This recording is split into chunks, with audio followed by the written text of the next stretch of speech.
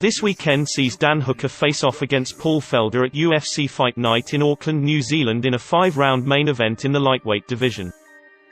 Both guys are in a similar position coming into this fight. Both have struggled to put a decent run of wins together, but both fighters are coming into this fight on a 2-fight win streak and are looking for another win to put them in the title picture. Paul Felder's last 2 wins have been against James Vick and Edson Barbosa in an all-out war that went the distance. He has a record of 17 wins and 4 losses.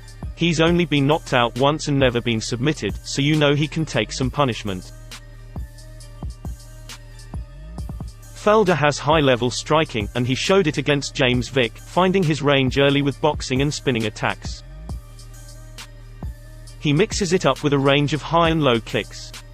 He attacked the calf of James Vick, which left him limping halfway through the fight, but he switched it up with kicks to the body. Against Edson, he pushed the pace and took the fight to his opponent, willing to eat shots in order to land some of his own. He never let up in this fight, constantly moving forward, not letting his opponent rest. Edson is a high-class kickboxer, and so it would be wise to keep the same approach against Hooker this weekend, pushing the pace and mixing up the attacks. Dan Hooker is also coming into this fight with a 2-fight win streak, beating Al Iaquinta and James Vick. He's looking for a win that will put him in that title picture. He showed his ground game and takedown defense brilliant against Al. Hooker's striking is high level, but Felder will be wary of going to the ground with him. As you can see here, he turned a takedown defense into a potential submission that Al managed to escape. Just like Felder, Hooker likes to mix up the attacks and favors the calf kick to also slow down his opponents, like Felder did against Vick. Unlike Felder, Hooker is better at avoiding being hit. Like his teammate, Adesanya, Hooker finds his range and moves just out of reach of his opponent's shots. He has sniper-like shots that pick off his opponent. He rarely wastes any shot that he throws.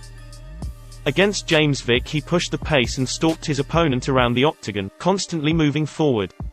It will be interesting to see who out of Felder or Hooker try to assert their dominance first. As mentioned, Hooker's striking is top class, and he mixes it up beautifully here with a combination of lefts and rights, followed up with another calf kick. And of course Hooker has that knockout power, as you can see here when he stopped James Vick. This will be an intriguing striking battle that I can see going the full 5 rounds. It will come down to who can hit, and not get hit, and for me I think Dan Hooker has that advantage. Expect to see a lot of calf kicks from both fighters and a lot of pressure from both guys. In the end I see Dan Hooker getting his arm raised in a decision, as I don't see Felder being stopped. Let us know your predictions below. Don't forget to like and subscribe.